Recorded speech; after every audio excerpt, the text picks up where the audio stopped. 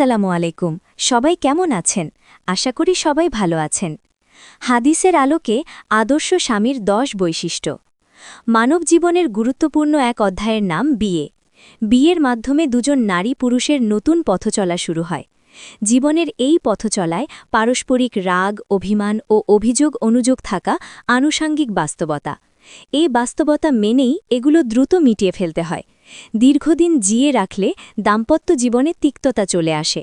এক্ষেত্রে নারীর পাশাপাশি পুরুষের ভূমিকা গুরুত্বপূর্ণ। দাম্পত্য জীবনে একজন আদর্শ পুরুষের বৈশিষ্ট্য কী হবে? কোরআন হাদিসের আলোকে আল্লাহ তাআলা ইরশাদ করেন, অর্থ পুরুষ নারীদের অভিভাবক, কারণ আল্লাহ তাদের একের ওপর অন্যকে শ্রেষ্ঠত্ব দিয়েছেন এবং এই কারণে যে পুরুষগণ নিজেদের অর্থ সম্পদ ব্যয় করে। সুতরাং সাধ্বী স্ত্রীগণ অনুগত হয়ে থাকে। পুরুষের অনুপস্থিতিতে আল্লাহর হিফাজতে তার অধিকারসমূহ হেফাজত করে। সূরা নিসা ৩৪। উক্ত আয়াতে নেককার নারীর প্রথম গুণ বলা হয়েছে সতী, সাধ্বী ও দিনদার হওয়া। সালিহাত শব্দের ব্যাখ্যায় ইমাম ইবনে জারির তবারি রহ বলেছেন, দিনের সঠিক অনুসারিণী, সৎকর্মশীল নারীগণ।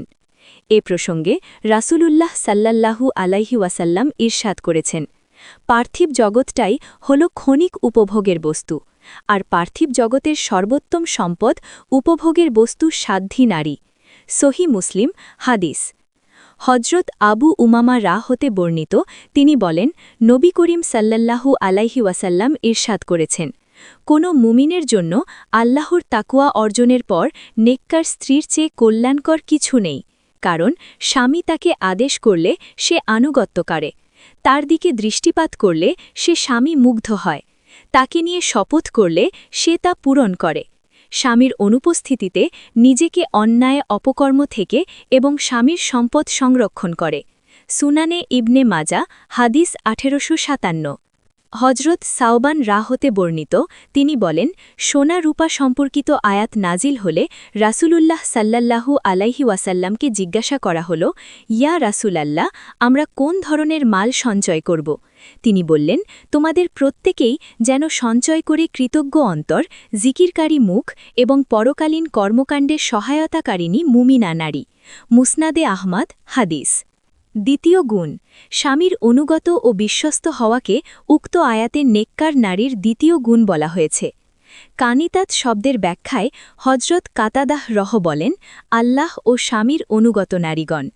এ প্রসঙ্গে হাদিস শরীফে বর্ণিত হয়েছে, হজরত আব্দুর রহমান ইবনে আউফ হতে বর্ণিত, তিনি বলেন, রাসূলুল্লাহ সাল্লাল্লাহু আলাইহি ওয়াসাল্লাম ইরশাদ করেছেন, নারী যখন ৫ ওয়াক্ত নামাজ আদায় করবে, রমজান মাসের রোজা রাখবে, নিজ লজ্জাস্থানের হেফাজত করবে এবং স্বামীর আনুগত্য করবে, তখন তাকে বলা হবে, যে দরজা দিয়ে ইচ্ছা জান্নাতে প্রবেশ কর। নারীর আসল কাজ তার গৃহে অবস্থান, ঘরোয়া কর্তব্য পালন করা এবং খানদানকে গড়ে তোলাই তার মূল দায়িত্ব। যেসব তৎপরতা এ দায়িত্ব পালনে বিঘ্ন ঘটায় তা নারী জীবনের মৌল উদ্দেশ্যের পরিপন্থী এবং তা দ্বারা সমাজের ভারসাম্য নষ্ট হয়। এর অর্থ এমন নয় যে ঘর থেকে বের হওয়া তার জন্য একদম জায়েজ নয়, বরং প্রয়োজনে সে পর্দার সাথে বাইরে যেতে পারবে।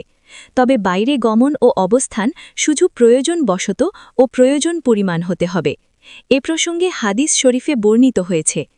হজরত আনাস হতে বর্ণিত, তিনি বলেন, নারীরা রাসূলুল্লাহ সাল্লাল্লাহু আলাইহি ওয়াসাল্লামের নিকট আগমন করে বললেন, ইয়া রাসূলাল্লাহ, পুরুষরা আল্লাহর রাস্তায় জিহাদ এবং অন্যান্য মর্যাদায় অগ্রগামী হয়েছেন।